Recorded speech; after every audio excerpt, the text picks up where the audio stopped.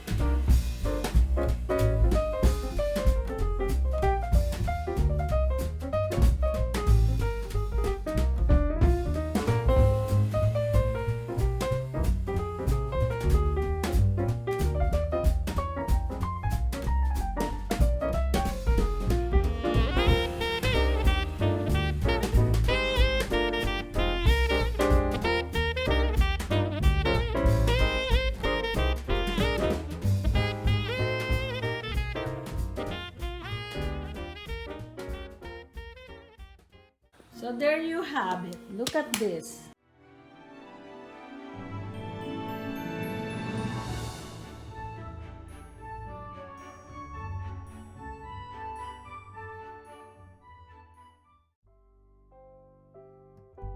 So it is 8 by 10 canvas, and what I did on the 8 by 10 canvas, I wrote peace, love, joy.